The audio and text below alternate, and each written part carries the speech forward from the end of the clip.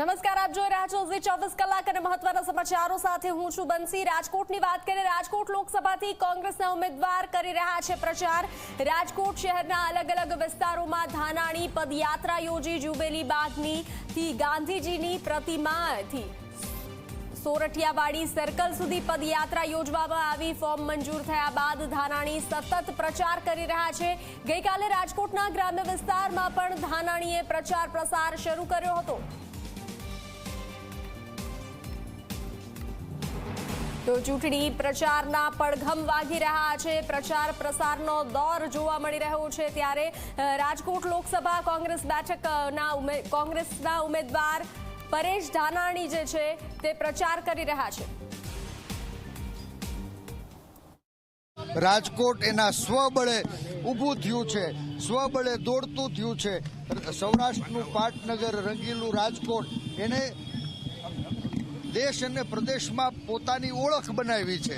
ત્યારે આ રાજકોટની ઓળખને ભૂસવાનો કોઈ પ્રયાસ કરે તો રાજકોટના લોકો સાખી નહીં લે એવો મને સંપૂર્ણ વિશ્વાસ છે।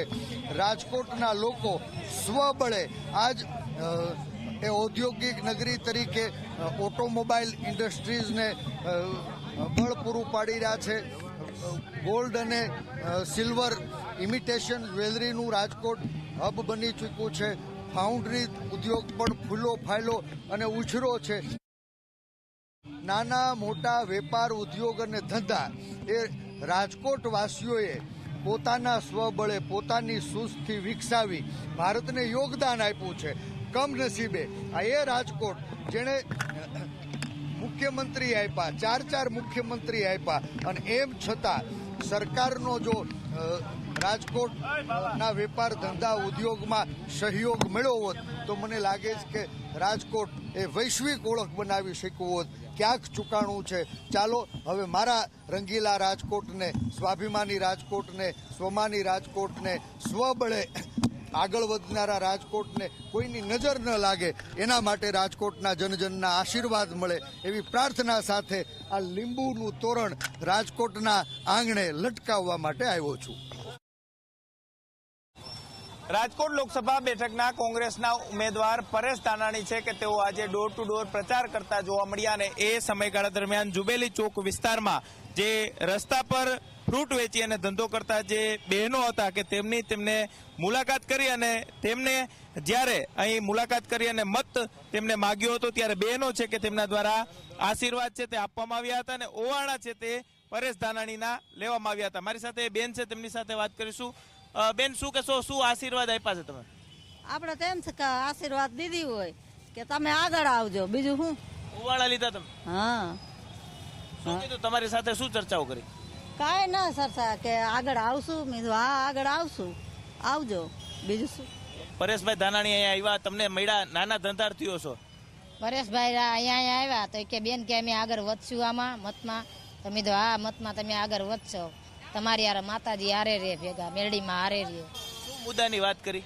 બસ ઈ જ કરી। ક્યાં મુદ્દાઓ અસર કરશે આ વખતે ચૂંટણીમાં, શું તમને કીધું એમને બસ ઈ જ વાત કરી અને આ બેબીને રમાડી એમને।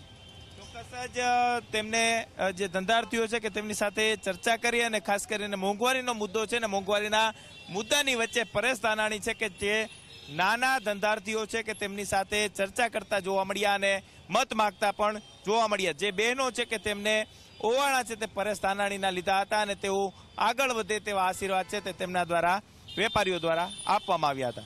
કેમેરા પર્સન ઉદય પવાર સાથે ગૌરવ દવે, ઝી મીડિયા, રાજકોટ। રાજકોટ લોકસભાના કોંગ્રેસના ઉમેદવાર પરેશ ધાનાણી આજે વિધિવત રીતે પ્રચારની અંદર જોડાયા છે ને રાજકોટ શહેરના અલગ અલગ વિસ્તારોની અંદર તેઓ પગ યાત્રા છે તે કરી રહ્યા છે। પદયાત્રાની અંદર નાના જે વેપારીઓ છે કે તેમને તેઓ મળતા જોવા મળી રહ્યા છે। એટલું જ નહીં, સાથે સાથે પરેશ ધાનાણી છે કે જે અત્યારે જુબેલી ચોકથી તેમને પદયાત્રાની શરૂઆત કરી છે ને સોરઠિયાવાડી સર્કલ સુધી આ પદયાત્રા તેમની નીકળવાની છે। ત્યારે મોટી સંખ્યાની અંદર કાર્યકર્તાઓ છે કે તે રસ્તા પર જોવા મળી રહ્યા છે। એટલું જ નહીં, નાના જે વેપારીઓ છે કે તેમને તેઓ મળી રહ્યા છે ને તેમનું અભિવાદન છે તે નાના વેપારીઓ કરતા અહીં જોવા મળી રહ્યા છે। પ્રથમ વખત કોઈ ઉમેદવાર છે કે તે આ પ્રકારે જે છે તે પ્રચારની અંદર પદયાત્રાના રૂપે આ વિસ્તારમાંથી પસાર થયા છે, ત્યારે પરેશ ધાનાણી પોતાનો પ્રચાર છે તે કરતા અહીં જોવા મળી રહ્યા છે. મોટી સંખ્યાની અંદર કાર્યકરો છે કે તેઓ અત્યારે પરેશ ધાનાણીની સાથે પ્રચાર કરતા અહીં જોવા મળી રહ્યા છે. એટલે કે પરેશ ધાનાણીએ આજે પોતાના પ્રચારના શ્રી ગણેશ છે તે આજે શરૂ કર્યા છે. કેમેરા પર્સન ઉદય પવાર સાથે ગૌરવ દવે, ઝી મીડિયા, રાજકોટ.